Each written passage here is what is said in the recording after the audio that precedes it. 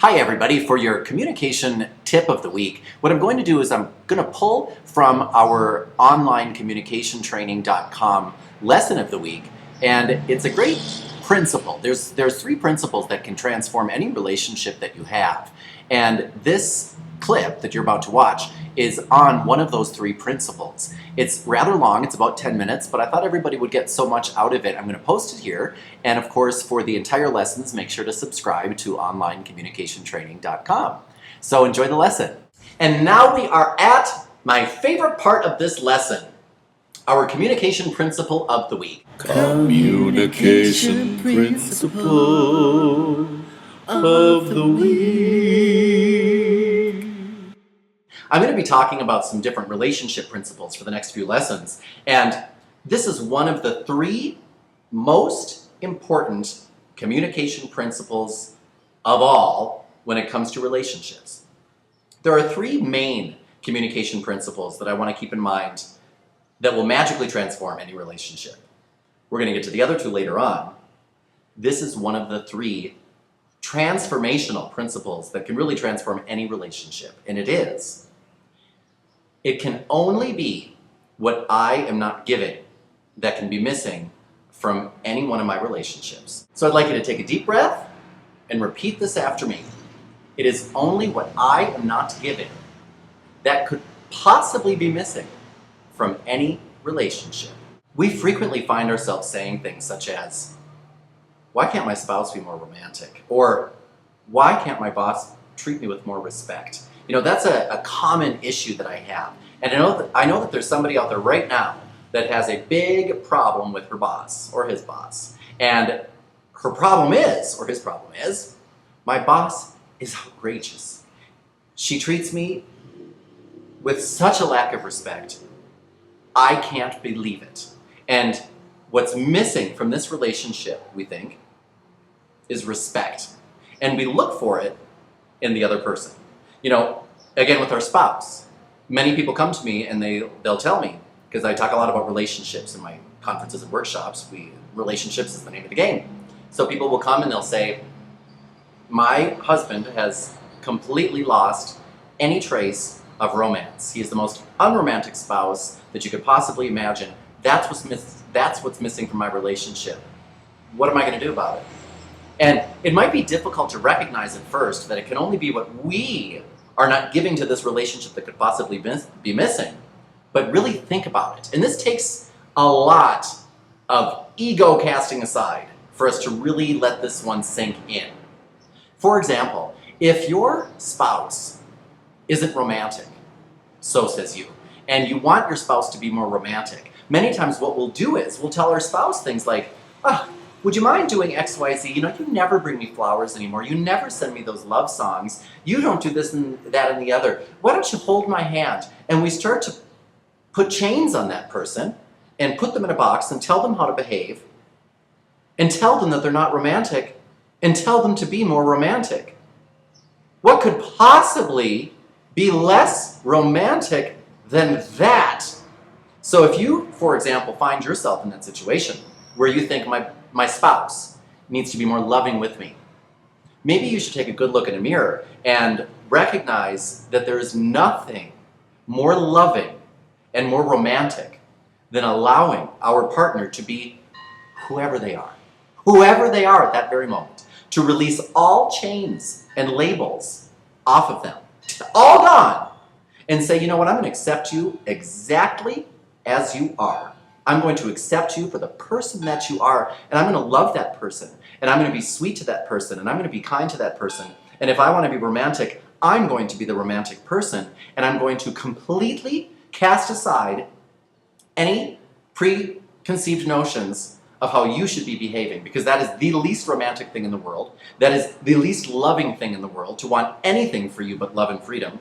And so maybe if I project what I really want, what's really missing from this relationship, into that relationship, maybe all of a sudden I'll start to have it." And by the way, as one little caveat, we might think we know what's missing from a relationship, but it might not always be what we think. You know, we might think that what's missing from our relationship that would save this relationship is romance, and that might not be it at all. But if you do recognize that something's missing, it can only be what you're not giving, because all of our relationships are a reflection of us and what we're giving to that relationship. It's all coming back to us. You know, you can call it what you want. You can call it you reap what you sow. You can call it karma. You can call it the universal law. We only get back what we give out. And so, by definition, if there's something missing in one of our relationships, it's simply that which we're not giving to that relationship. And that can be really difficult to see. You know, for example, many people in the workplace, they'll say, what's missing from our work relationship? Respect. I can't believe how people talk to one another. I can't believe how my boss talks to me. If I could change one thing about the relationship that I have with my boss, it's that I would like her to respect me more. All right? Let's go with that. Like, let's say that that's you. And you're saying to yourself, yes, I'd like my boss to respect me. She doesn't respect me enough. That's what's missing. How about you respect your professional relationship enough to be a polished, savvy, enlightened communicator, regardless of how anybody else communicates at the office, including your boss? How about that? Maybe if you, for example, if you're having trouble with respect, if you respected yourself, because really, it's all one big relationship that we have. We have a relationship with ourselves, we have a relationship with the universe, our maker, whatever you want to call it, and a relationship with everybody else on the planet. And if you find that there's not enough romance in your relationship with the big R, you know, that's my relationship that I have with everybody. If you find that there's not enough romance, respect, love, whatever it is that you think is missing, try bringing that. You know, try respecting yourself enough to say, at work, for example, I am going to respect this workplace and this relationship so much that it's not going to make a difference how other people behave, because that's about them. What's about me is the attitude that I bring into the workplace that's going to be respectful, courteous, and professional regardless of what's going on around me. Now, I know that's easier said than done. I mean, we all know that. But it's a good place to start. We have to start someplace. And what we want to start doing is recognizing that what's missing from these various relationships in our life, you know, it's all one big relationship, but these various issues that come up, these things that seem to be missing, really start asking yourself, am I giving that? And don't just automatically say, yes, I am. You know, I'm romantic with my spouse. I'm loving. I'm respectful. I'm professional.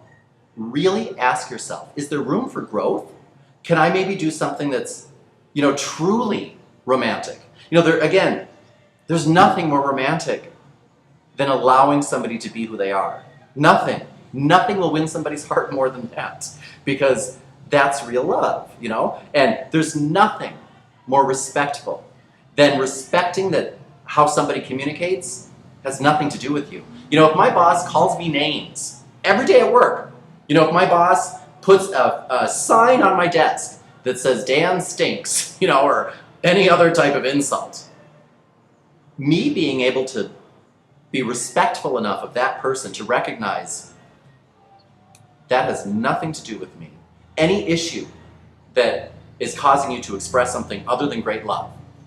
You know, if in a perfect world, we'd all be giving and receiving great love. But most people, at some point or another, can't feel as though they're getting their needs met while expressing love at the same time. You know, they just feel that way.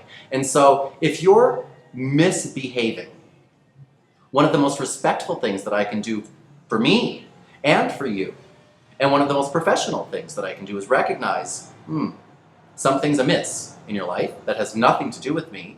So what I'm going to do is infuse this relationship what it is that I perceive to be missing. So if it's respect, I'm going to find a way to be respectful.